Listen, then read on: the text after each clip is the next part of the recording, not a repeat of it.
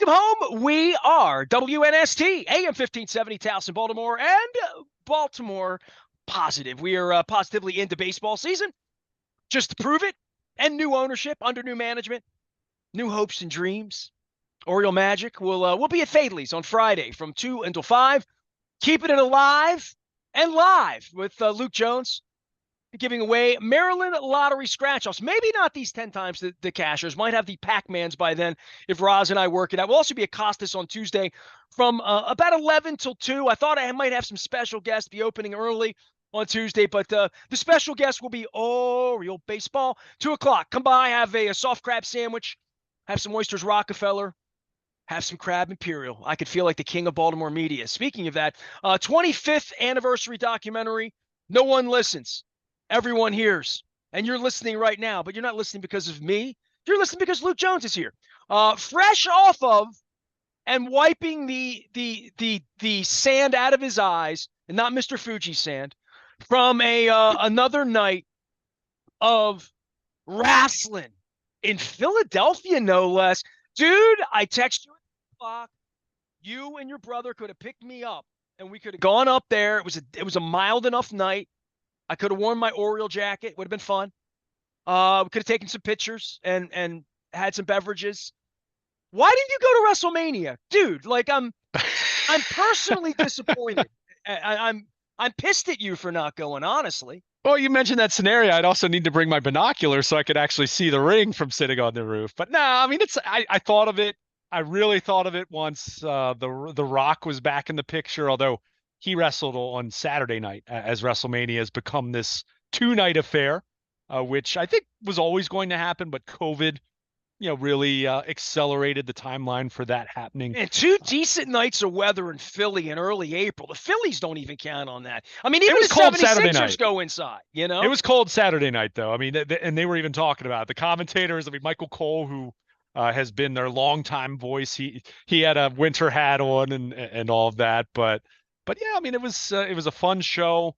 I know at a couple points we've talked about this. We talked about this last year. I mean, they ran it back, the main event of WrestleMania a year ago, which was Roman Reigns, who had been champion for the better part of the last 4 years, undisputed champion for a large stretch of that point, against Cody Rhodes, Dusty Rhodes, yeah, American Dream's son, and Cody finished his story on Sunday night, and there were a lot of run-ins. There was a lot of this bloodline storyline had gone on for 4 years and really longer than that. If you kind of want to think back to, The Rock, the Wild Samoans, Yokozuna. I mean, so many great members of that family dynasty, that Samoan family, and, what they've meant for WWE, what they've meant for professional wrestling. So it's been this multi-year storyline that has been as good as any storyline. It's right up there amongst the best. Just so you know, I went to the Baltimore Civic Center and I got the ticket stubs. I saw the High Chief Peter Maivia do his thing and slap his legs, and he had these tattoos nobody even in East Baltimore had ever seen. Now, when I go to the West Coast, I'm the only guy west of the Mississippi without a tattoo. When I fly across St. Louis, when I see the Gateway Arch, I'm the only guy without a tattoo west. But Peter Maivia was like, we'd never seen anything like that before in 1978. So, and I knew Rocky Johnson was from the wrestling magazines. He came here later, but he was, a very active sort of a mid-Atlantic NWA wrestler, did other turns in other places, but like that family, I mean, I'll talk about them. This would be like talking about Bruno's kid to me, right? And Dusty Rhodes, legendarily how I wrote to Randy Blair with my sports dream in 1981 of meeting the American Dream. Didn't happen, but and I didn't even go to those matches down at the Capitol Center when he had that bull whip match with Billy Graham. I mean, like there's great old matches that I'd have come to your house and steal your WWE programming thing on the interweb so I could watch some of these matches, or steal your password. It won't work anymore. But on Peacock, right? Yeah. So, but just to give you a little more context, because Roman Reigns, when I say that to you, probably doesn't mean it. His father is Sika from the Wild Samoans. Atha, not Sika. Yeah, Sika. Well, there's a link to the captain, the guy. You know what it was? It's the guiding light of Lou Albano that's still shining down upon Philadelphia all these years later. Yeah, so but I mean that there's so much history. There's been so much history with this storyline, and so the way they did it on Saturday night, the main event for Saturday night, because yeah, I don't want to be too long-winded about this, but I'll give you a thumbnail. Dwayne the Rock Johnson, had plans to come back, and the initial vision when he returned, and the company's initial vision when he was going to return, because they've been trying to do this for years. There's been this soft build for a long time of The Rock coming back and wrestling Roman Reigns in the main event at WrestleMania. Well, the WWE Universe, as it is apt to do, made their voice heard when that plan started to come into fruition. The fans called BS because they wanted Cody Rhodes, who had won the Royal Rumble for the second straight year. They wanted Cody to finish his story, which his story goes back to Dusty Rhodes having a match at Madison Square Garden. Of course, Dusty wasn't a WWF guy. We know that. But, back in the late 70s, he actually held, I guess at that point would have been the WWF title in his hands. He didn't officially win it. But the story that they were telling over the course of the last couple of years, and why Cody Rhodes had returned to WWE after being this guy who, had been a mid-carder in WWE, had never really found his legs as a main event guy. Now He he went off. was not Gold Dust. That was Dustin Rhodes, That's correct? correct. And Dustin's still wrestling in AEW at this point in time. But By the way, Cody, one of my executive producers at Sporting News Radio and 101 Sports was a guy named Dustin Rhodes in there you go. 1999. So it was the greatest thing ever that he had that name. But Yeah. yes. But this was 7, 8 years ago. Cody left WWE, and he basically said, you know what? I'm kind of stuck here. I'm not a main event guy. I don't deserve to be a main event guy just yet, but I feel like I can be that guy. He left, and he did Ring of Honor. He wrestled in Japan. He was a visionary that helped start AEW. But a couple years ago, he returned to WWE, and it's been a game changer for him. Well, It's been a it's game also changer for hold on. WWE. The whole thing's different in the way that this will bring it full circle as I sit here in a Curio shirt that's purple like the Ravens. I mean, I got a football owner that literally ran from me on the veranda 2 weeks ago, where there's no sort of talking about who runs it. Nobody can ask questions. They put Sashi in front of you for 5 minutes. The baseball team here was run by Peter forever, and there was always just a lower expectation of what could ever be possible with Peter and John Angelos running the team after 30 years. They ran it a certain way, and you could predict. I mean, literally, you could predict most of it. I mean, some of it you couldn't predict, but the awfulness of all of it became predictable. WWF and the WWF and the WWE. And when I talk about the High Chief Peter Maivia, it was Vince McMahon's dad making those matches back in 78. And then Vince made those matches, and nobody else ever made a match, ever made a star, or decided whether you were going to be a star, a zero, or a hero. At least in tennis, you go out, you hit the ball, you get to be a star. Golf, you're Tiger Woods, you're not cheating. But in wrestling was a fixed sport, like, right? Now, let alone Zaharian and the drugs and the territories and sort of the mafia sort of mentality of mine, yours, don't cross that line. If you leave, you can't come back. All of that stuff that went on in the 60s and 70s that we talk about baseball and free agency and the reserve clause. Wrestling is a closed shop for a long time. And if Vince looked at you and said, I didn't like your father, or I don't like you, or you had a problem, or you didn't get along with somebody, or whatever.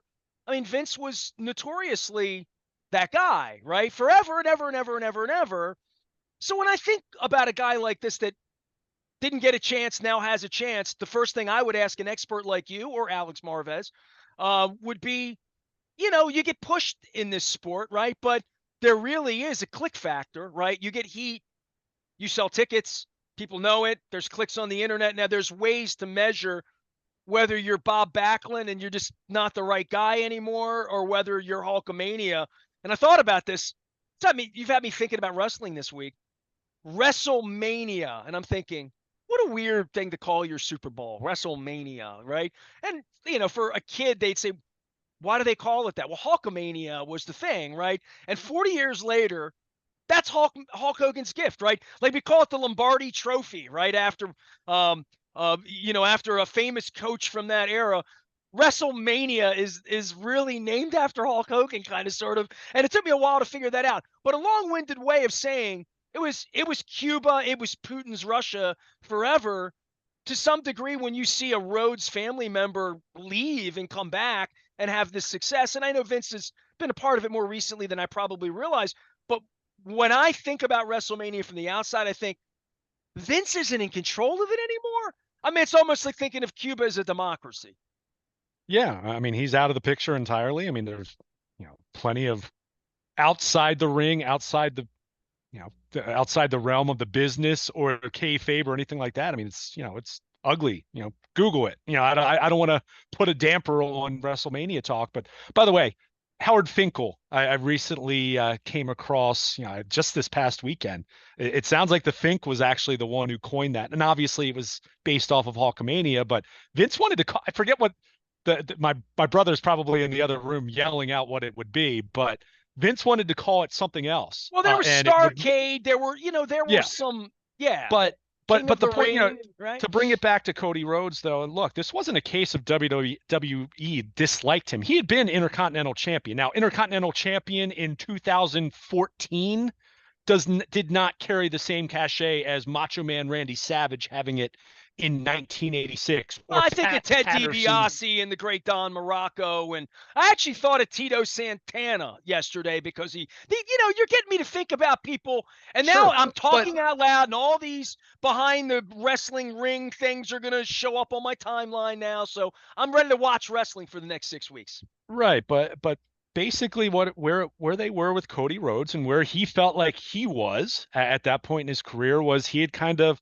I don't want to call it a glass ceiling, but there was very much a perception that Cody was not going to be a main event guy. Cody was not going to be a world champion. There was an B plus player, B player, whatever it would be, right? It's not pass fail as though you're a guy or you're not a guy. There's degrees to it, right? I mean, are you going to be a He's guy got more that, of a Jamie Moyer thing going on, is what you're saying. I mean, but that was the perception. And Cody wanted to carve out something more meaningful, he wanted to become a star, and he left and he wrestled in Japan and he wrestled in Ring of Honor and he elevated that company and he went other places and, was a baby face at times, was a heel at times, and, kind of joined up with the Young Bucks and Kenny Omega and, a group called the Elite, which, again, that kind of along with Tony Khan of the Jacksonville Jaguars, Shad Khan's son, they created AEW. And so Cody, when he left AEW, that was kind of considered shocking. The thought was he was a main guy that was trying to not take down the WWE, but put a dent in them, let's say, carve into what had been absolutely that would be his dad's legacy, right? His dad Sure, was a matchmaker at the end of his life and a promoter, right? Right. So, but Cody still had this dream of, no pun intended there, of becoming WWE champion. And thinking back to the story of his father wrestling at Madison Square Garden and holding the title unofficially for a few moments, but not actually, it wasn't actually a title win. So they had, and WWE saw what Cody had done as he was going off and making himself a star and doing the things he was doing behind the scene. I mean, All In, which was even, that was the predecessor, that predated the creation of AEW. They sold out an indie show in Chicago. It was a bet. It was actually a bet with Dave Meltzer, the famous Wrestling Observer reporter, that Cody and the Young Bucks, and they did this. So he had done all these things, and it got to a point where WWE wanted it and Cody wanted it, where it was time to come home, so to speak. The prodigal son returns and returned a bigger star than ever when he returned at WrestleMania 2 years ago. Last year, won the Royal Rumble, wrestles Roman Reigns, comes up short. Roman Reigns is his stable, the Bloodline, had interfered and cost Cody the match. So there was a thought that was going to run it back. Go back to what I was talking about before. Rock comes back after years of speculation of whether he was going to wrestle Roman Reigns at WrestleMania at some point. Plans were in place. The wheels were in motion that it was going to be Rock versus Roman in the main event. the fans basically called BS on it. Cody, we want Cody was a hashtag that was trending on Twitter, X, whatever, for a few days back in late January. There was a press conference that they actually had Super Bowl week in Las Vegas, and the wheels were in motion then to pivot because they saw very clearly, and to The Rock's credit, he also saw clearly in saying the fans want Cody Rhodes. So what they did, they morphed it. Rock turns heel. He joins Roman Reigns. They did a tag match on night one as the main event. It was Rock and Rock's a Roman Reigns. heel? Yeah, he turned heel. Oh, the final boss is his new by the way, character. he's in the 25th Great. anniversary documentary. He is an Very alum. cool. And you mentioned Meltzer. Meltzer's been on the show. Vince Yeah. has been on the when I think about this crazy thing I've done here, all these names you're dropping, I've sat with these people, had them on, like the whole deal. Rock called me a jabroni at the Super Bowl in There you Houston. go. He did. There you go. Because I challenged him. I got tough with him, and he called me a jabroni. He said, "What is your name?" It doesn't matter what your name is. No, I mean, but this storyline is just, it's been so good.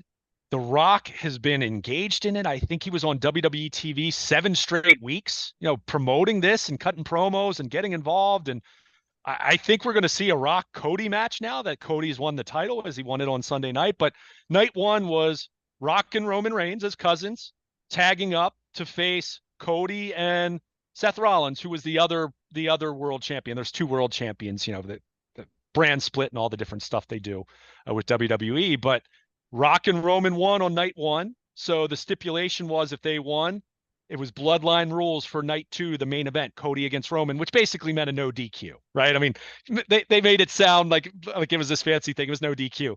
So there were run-ins. Members of the bloodline, including The Rock, tried to interfere on Roman's behalf. But Cody also had past wrestlers, guys that have feuded with the bloodline, but also John Cena did a run-in. The Undertaker did a run-in.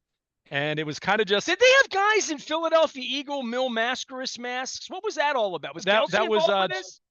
Jason Kelsey and Lane Johnson did a run-in as masked luchadors that helped Rey Mysterio win on night one. They did that as well. But all of this main event on Sunday night... Everybody knew it was Kelsey? Yeah. Well, I mean, he pulled off the mask then. I mean, they wore green masks. I think there had been speculation that he was going to be on the show, but this main event on night 2 was the culmination. How do you just go past Kelsey in Philadelphia to wrestling ring in a mask and act like that's not a big part of the weekend? I'm speaking about it as a wrestling fan. You're too close to this. You're too close to this. You're taking this too seriously. You're the one who wanted to talk to me about WrestleMania. Look, I love Kelsey. It was cool. It was a cool moment. It's 15th on the list of things that I liked about WrestleMania. Okay, all right. No, it was great, but it wasn't. He didn't do this in the main event. This was Rey Mysterio was in a tag match against his son. It was a cameo. I got No, it. it was cool. Don't get me wrong, but no, it was just the main event with Cody and beating Roman Reigns. I mean, it was this multi-year storyline that came to a culmination. You had other wrestlers that did run-ins. You had past wrestlers that did run-ins. I mean, it was really good. He was not. Ric Flair's been a little Keebler there? No. So no. All the Hall of Famers don't come back and they don't make a big fuss about that. I mean, they come back on occasion. They didn't do it. They weren't there. No, I don't know if they bring I'm assuming there's 100 people in the Hall of Fame now. They did a Hall of Fame induction was Friday night. In fact, Leah Maivia, Peter's wife, who after he passed away, she ran the promotion Polynesian Pro Wrestling out of Hawaii. For a number of years, she was inducted, and The Rock actually gave the induction. She passed away, 10 years ago, somewhere along those lines. But The Rock inducted her. Paul Heyman was inducted into the Hall of Fame. Paul Heyman's Roman Reigns' manager. He's the wise man. He's his manager. So it was really well done. Little corny probably, but in a good way. And see, I attended a Hall of Fame in Philadelphia in, you got to tell me, 94, 5, 6, somewhere in there. I was with Kevin Eck. It was before he worked for WWE, even before he worked for TNT. And we went up to Philadelphia together. It was at the Marriott downtown. Mm-hmm. Beautiful ballroom. Fabulous Moolah. Okay. Ivan Putski. I'm Yeah, just off the this top would of have my been head. this, Who this went was into one the of Hall of yeah. Fame that year? But it was like the first year or the second year. It was really maybe Arnold Skolin. I mean, it was really early on. Gino Monsoon was there and alive that night, but it was before I did. It was before The Rock and Mick Foley may have been a part of the storyline around that period of time, but it was even I think before Stone Cold. So it was like pretty early on. I think 1995. 95. You looked it up. You got I it in looked at. front of you. You said Fabulous Moolah, right? I mean, it Yeah, was what was 95, in which Philadelphia, which they did them in different places even then because they were moving right, WrestleMania around. WrestleMania was it was 10 years old at that point. Yeah. right. And back then, the Hall of Fame was kind of a separate entity in terms of the induction ceremony. Now it's become part of. For years, it's been part of WrestleMania weekend. But Is there a 95. place you go in Connecticut and get off the highway and visit a Hall of Fame or no? No, that's actually been a real kind of talking point, sticking You make a point. lot of money on that if they put Yeah, one I of mean, those in well, Manhattan or something, you know? interestingly enough, there's been a series on A&E. A&E is part of the television contract for WWE. They do biography shows. They've done shows on some of the greatest rivalries in WWE history. But one of the shows has actually been, kind of a loose reality TV kind of show of they try to track down basically lost wrestler memorabilia. And a lot of people have seemed to think the end game there, part of the marketing there and everything is to kind of gauge what kind of demand, what kind of interest there would be in having a literal brick and mortar WWE Hall of Fame. Yeah, what they've basically done. I They mean, they got a do. guy in Philly that has belts and stuff, right? I've seen that on South Yeah. Street. Oh, yeah. I mean, And there's. by the way, I was in, no kidding, dude. I should have taken some pictures. I was in not a pawn shop because it's different than that in Las Vegas. It's not a pawn shop. It's an antique shop in Las Vegas that has stuff. They had beautiful pieces that were in the Hard Rock Hotel that were art of Led Zeppelin. The $600, put it on the wall. It's beautiful, right? And not replicated legitimate stuff. There was a whole wrestling wing in this particular one I went in where there were like belts and there was stuff and there was like, high ticket, $1,200, $1,500 items that you'd want in your man cave. Right. So, I mean, what they've done is they have a fan experience at WrestleMania every year. And they've actually gotten to the point where they're starting to do with some of their other bigger shows, they're doing more of that. So I think there's a thought of, do we just have exhibits and displays and that can be mobile in the way that, okay, we're based out of Connecticut, but we're a global company. I mean, they just did a pay-per-view in Australia back in February. I That's mean, why they I do. think if they put it in Manhattan, they had the bar up there for a while. Like Yeah, I mean, if they put it someplace where everybody could get to it and get through it, that it would yeah, be something I would pay $30 if they right. had a wax of Bruno Sammartino I could take. Seriously, man, like Sure. I you're mean, doing they you and I walked through the Rock and Roll Hall of Fame. I think it's kind of crazy that they don't have something like that no, because I people I've would thought really that dig it. I've thought that too. I mean, they literally have sculptures slash statues of some of the all-time greats. There's an Andre one. There's a Dusty Rhodes one. I mean, Cody Rhodes, bringing it back to WrestleMania 40 this weekend. I mean, he's been photographed next to the statue of Dream. Well, part of this is So now that Vince is out of the way, all the bourgeois gets out of the way, and they can probably conduct business normally. And these guys can get autograph money, and Hulk Hogan can come once a year. And, if it was in New York, they could have wrestlers there every Saturday. I mean, like they could really turn it into something that would be something I would want to do, right? Because I'm not going to sit and watch wrestling. I mean, I might have come over to your house and watch WrestleMania if you would have pre-told me that all of this cool stuff was going down, and I might dig it. But I would have dragged you to Philadelphia, and I'm again. I begin and end with "Booey on you." You know what I mean? I can't believe you didn't go. yeah, I mean, I definitely thought about it, but I enjoyed watching it, and I'll leave you with a line that sounds corny to someone that's not a wrestling fan, but Cody winning the title, it was there was a lot going on. They had wrestlers come out and celebrate with them. It was very old school in that way. They put them up on their shoulders, which you don't see that. You haven't seen that kind of. I don't even want to say it was organic because it wasn't organic, Hero, but right? they're Yeah. at least trying to make it feel organic in that way. But Michael Cole said it, and here's a perfect example of where things have changed with Vince McMahon no longer being Vince famously had all these odd to flat out bizarre rules about what they could call things. You couldn't say the word wrestling, it was sports entertainment. You couldn't say a championship belt, it was the title. Like just idiotic stuff, quite frankly. But Michael Cole, one of the last things that was said on commentary as Cody's celebrating in the ring with his family, with all these other wrestlers, he's looking up to the heavens, thinking about his father, obviously. Michael Cole, who has been in WWE since the mid '90s, you can tell he's emotional. He's quite fond of Cody Rhodes as a person and also as a performer. But he said, "God, I love professional wrestling." And in the old days with Vince, and it's not even that, it's fairly recent, something like that would have never been able to fly. I mean, he would have been yelling in his ear. Michael Cole dealt with Vince McMahon in his ear for 3 decades. But just that moment, the culmination of what was a really fun weekend of wrestling, and a new champion for the first time in almost 4 years. Roman Reigns had that title for a really long time.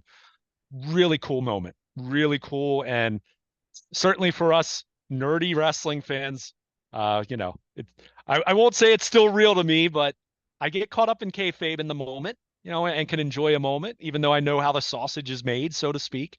Was really neat. And Michael Cole summed it up as wrestling fans finished up the weekend, seeing Cody Rhodes holding up the WWE title.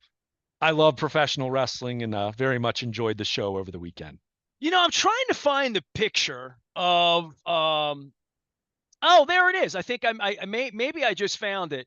Yeah, well, I did find it. There was an Inside Wrestling magazine, and I'm going to pull this up for you to see. It's actually out on YouTube, but there's this picture of Dusty. There's an egg on his belt. There's like they're dumping beer and drinks over his head. It's Mm-hmm. Inside Wrestling, December 1978. I finally found it. And that's what I'm thinking about when you're like old school celebration. That was a famous cover of a Right. wrestling magazine where Dusty finally beat Harley Race to win the title because Harley was always the guy. So there you go. There's my, I don't know, that's almost 50 years ago, 47, 46 years ago that happened, 45 years ago now. We're all getting older. That I remember things like this. So even I can partake in the American dream. And it was things like that that led me to write to Randy Blair at Channel 13 as my sports dream was to meet Dusty Rhodes. And that's true. There you go. Wherever he was watching from, Dusty Rhodes certainly had to be proud of his baby boy who did all of this, leaving WWE and then coming back and becoming the star that he felt he could be. To his credit, he did it, and he's now. We're going to see how this goes. He's the new face of WWE, and they needed that. On the heels of John Cena still stops by every now and then, but is very much no longer a full-time guy. So there's a spot there. For Cody to become the baby face, the face of WWE, and kind of already had become that guy over the last year or so. But he's the champ now, so the hunter becomes the hunted, and we'll see how it plays out. But it was a lot of fun. It definitely was, and definitely had a little bit of everyone. I'll spare you some of the details of some of the booking and creative decisions and everything. But overall, I was quite pleased with how it played out. I thought it was fun. I found it. I can buy it for $25 on There eBay you right go. now. There it is. The title goes From Race to Rhodes, Wrestling's Most Turbulent Week. It was December 1979.